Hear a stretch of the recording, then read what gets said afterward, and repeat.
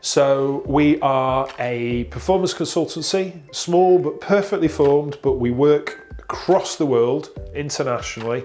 And the type of clients that we work with tend to be tech, software, digital, certainly technology-enabled businesses who need to make sure that as they grow, and technology businesses often grow fairly rapidly, that the organisation keeps pace with that growth. What we've done is we've modelled a lot of the practices and methods which Silicon Valley businesses have used. We've been able to come up with a model and a method which we use with our clients, which really delivers for them. And much of it is built around OKRs, objectives and key results. We really enjoy what we do, and we make sure that we have impact, but we also have fun along the way. The reason why we started the Giant Talk podcast was, well, first of all, we noticed that there was a gap in the market. You know, there's thousands of podcasts out there, but because we specialise in OKRs, we went searching for an OKR podcast, and to our amazement and delight, there wasn't one. So we thought, right, we're going to do that. We're going to seize that. There's a lot that we can do to share our insights and our approaches with audiences, with listeners out there.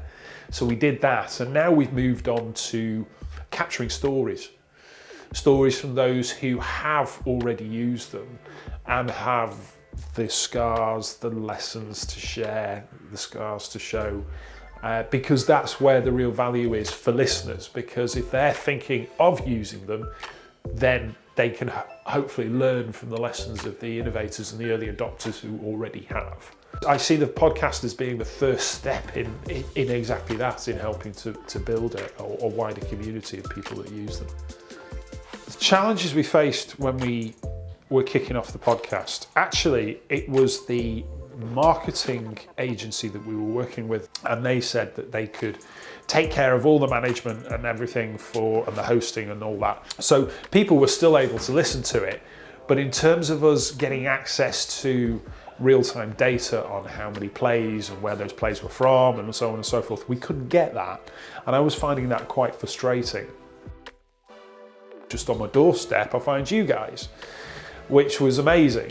And I have to say, I couldn't quite believe the level of support that we got right from the start for what seemed to be an incredibly reasonable price.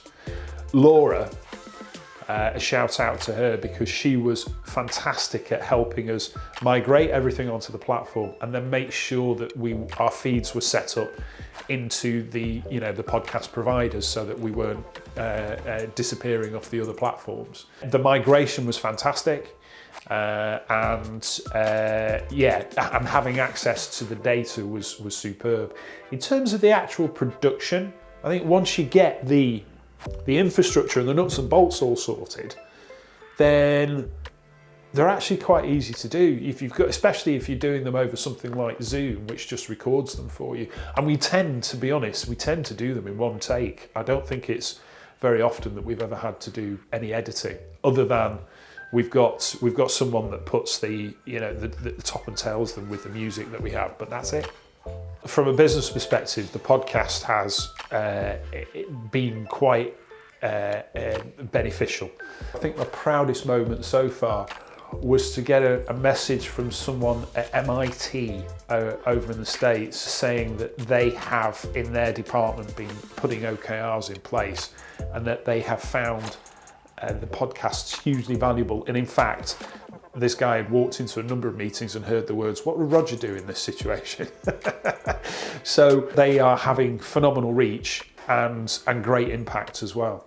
Where we've leveraged the podcast really is in helping to open up conversations with prospects, potentially coming on as a guest, as a way of being able to have conversations with people that we would have perhaps really struggled to speak to before if we'd gone in with a direct sales approach. we can have kind of like a safe, non-salesy conversation with them, but that puts us in front of them, and it starts to help build direct awareness with people who would be our target clients, and consequentially has actually led to business for us. The advice I'd give to anybody that's thinking about starting a podcast is just do it. If you've never done it before, I think you can kind of put a lot of barriers in the way that aren't there, because especially if you use a platform like Podcast.co, it just makes it super simple. You know, you need a little bit of branding so you've got an identity for it, and then all you need is just a laptop, a microphone, and off you go. And that's it. It's simple as. I guarantee there'll be somebody out there that will listen. Hey, thanks for watching this video. My name is James, and I set up Podcast.co for podcasters just like you. Now, we offer industrial grade podcast hosting. You can check out our services over on Podcast.co. Just hit the sign up button. You can create a free account. You don't even need to enter your credit card information. You can import your podcast from another host. Maybe you're stuck with one of those nasty old school podcast hosts that's not giving you everything you need. Well, we've got one plan for every podcast, and we call it the Power Plan. It has unlimited episodes, unlimited listeners, plus a whole bunch of other awesome features.